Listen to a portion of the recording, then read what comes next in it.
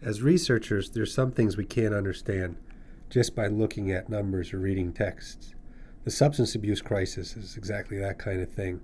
The only way we could learn about how it affects communities and how agencies are responding is by going out and talking to folks on the front lines of the crisis.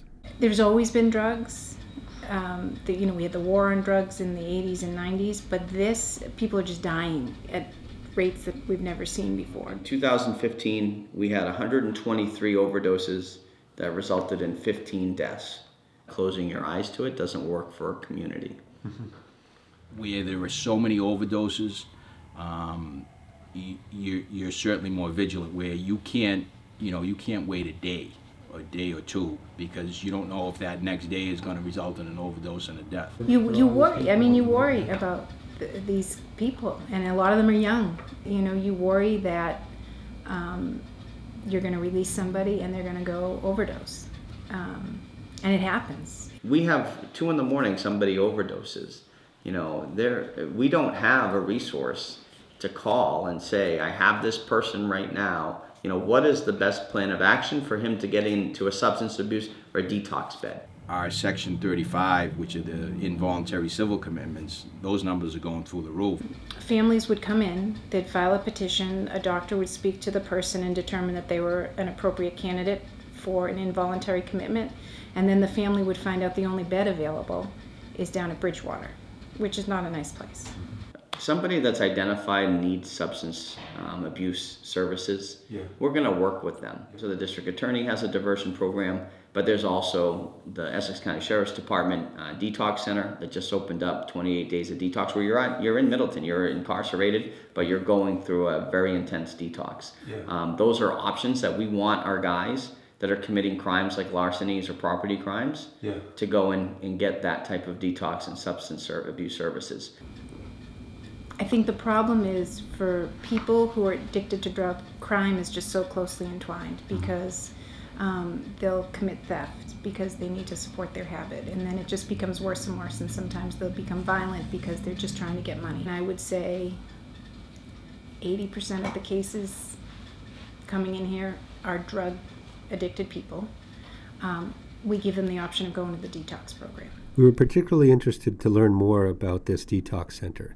It was the first of its kind, and it had grown out of a collaboration of agencies working together to solve a problem.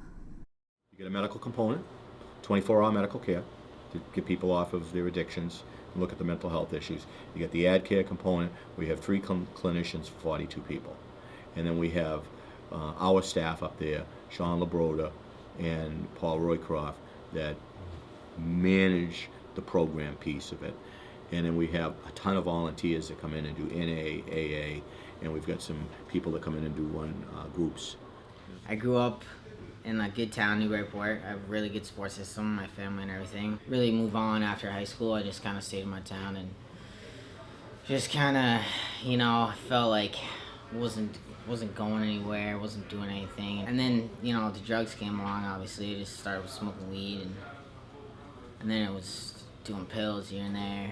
And then it eventually came to the heroin. I just started getting in trouble like crazy, just getting charges left and right. I was on probation for driving without a license. I picked up another driving without a license and a possession charge. I've been, in and out of, detoxes and halfway houses, holdings. I've been trying for about 6 years now to get clean, and I'd get little lengths of sobriety here and there, and I always end up, falling back. But the goal, I think, ultimately is to kind of interrupt that pattern and figure a way to work with the district attorney, work with the court. We want them to agree in open court to come for 28 days. The judge can hold it for 28 days. You're not getting bailed out. You've got to agree with your attorney. Mom and dad is like, wonderful, thank you. Come here for 28 days, back to the 80s. Detox, maybe the first week, 7 days. Then intensive programming. And then go back in front of the judge. I've been surprised by how many people want to try it, want to do it, just because if it's a situation where they've tried, they've gone into detox, they've been into programs, and unfortunately for them, nothing's worked to date. So Yeah.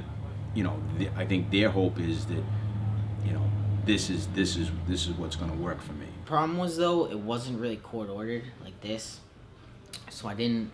When I left with my aftercare plan, it was kind of like a joke, I just was like, whatever, I don't need to do this. Isn't court ordered. Like, it was just an IOP and I think it was like some AA meetings or something like that. I didn't really care. I just kind of blew it over my shoulder. It's definitely a good program.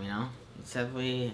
It's not like, you're going to just a spin dry, you're getting, and you can just leave whenever you want. You can sign your AMA and be out, Yeah. It's good because, you're forced to go to the groups, You don't have to say anything in the groups if you don't want to, but, I definitely, it's good to speak up because, you want to get the things off your chest, you got to say, you don't want to keep it in because then you're not helping yourself at all, I've done detoxes numerous times, and those are all 5 to 7 day programs where you just kind of go in and it's like a spin dry. You're in and out.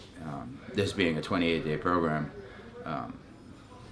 it gives that little bit of time to get a little bit of clarity, which is nice, and having counselors that really know what they're talking about and have been through some of the same experiences that we have and can relate to us. It helps. It really helps. This unit is completely different from any other place on this in Middleton. Even the correctional staff that work over here are, it seems like they're more understanding towards our needs as addicts and alcoholics. 28-day treatment isn't long-term residential treatment that many individuals with severe substance use disorders need.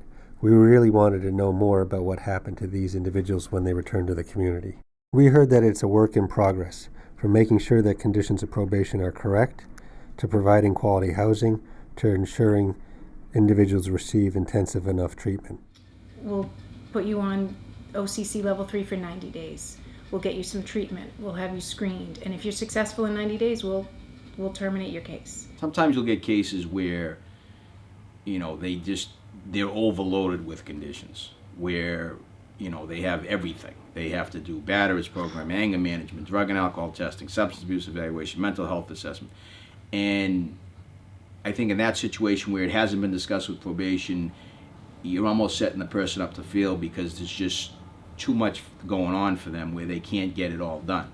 For them, right off the bat, and I think when you talk to addicts, one of the most difficult things, it's just overwhelming. Everything is overwhelming. Yeah. So when they have to do all these things, make their own phone calls, set up their own appointments, they're not going to do it. It's easier not to do it. But the detox program has got that all in place for them. You might have somebody that might be going to individual treatment at Leahy. They might be in a weekly group at Leahy, but they still need more than that. They're not, once or twice a week, at least in the initial stages of recovery. They need something almost daily. So they're supplanting that treatment at Leahy with AA, NA, whatever it is, to something every day that they have. Unfortunately, sober houses are kind of a dime a dozen. They kind of run the whole gamut. You go anywhere from, basically kind of a paid flop house to super structured, really intensive sober houses. Some sober houses, it's tough to verify compliance, whereas the better programs, you're kind of on the same page as them. They're giving you a detailed letter stating that he's done X number of meetings per week, he's passed these screens, and he's in full compliance, or not. We'll discuss, prior to disposition, we'll discuss the case with the defense attorney and the assistant district attorney in terms of what conditions would best suit this client. If somebody comes in here and is testing here at the court, and they test positive for opiates or heroin, they're immediately going upstairs. They're going to be arraigned on a violation of probation, and depending upon whether they suit the criteria, 9 times out of 10 they're going to end up in that detox unit now. So the only thing that the verdict is out that we are working on that we think we're going to have some success is the Vivitrol. I'm going to get back on the Vivitrol shot because I was on that for a while, and that was one of the things that helped me achieve a length of sobriety, and I'm going to do an IOP. I've had people who just, nothing helps, and then they start taking the Vivitrol shot, and they start to be able to change their behavior. This detox unit has been so great. You just need more beds, more treatment options. Anything that furthers the system in giving beds an opportunity for people that are actively looking for them is important. I think the best thing about the detox program is that it's getting people immediately. They're immediately getting into treatment, and I see more and more people coming back in the 30 days willing to accept treatment and go to a residential program, or go down to level 3 and start getting drug tested. And I think before that, those people were just held on bail. They weren't getting any treatment. They were detoxed, probably pretty painfully, but that's all they got. One of the biggest questions is whether the detox center is overcompensating for lack of treatment in the community that would be better suited for individuals with substance use disorder. In a variety of ways, leaders are working to create a system that diverts people entirely out of the criminal justice system, but there's still considerable work to do. What I think we do a lot of times is give enough information to either the family or the person that they're armed with stuff to get some of those services. We haven't really engaged in fully interjecting in somebody's life and getting them through that process, but we're getting them into people and providers that we have relationships with that can. We received a grant, it's 2.5 years ago now, from the Department of Mental Health on crisis intervention team officers. And also the mental health clinician that works with us 16 hours a week. So the purpose of the grant is jail diversion. And so we're doing everything possible to keep those who suffer from mental illness out of the court system.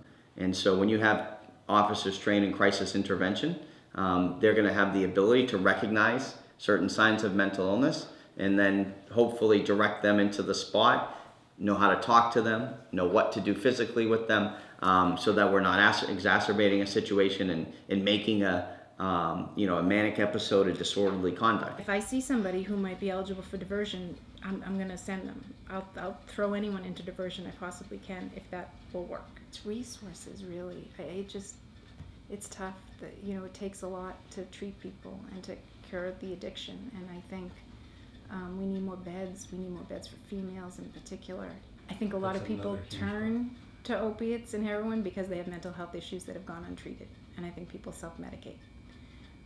Those are the trickiest ones. If we could have a dual diagnosis program, more beds for those people, because there's not many of them. There's very few of them. I have a high school student at the detox unit today because that was my best choice.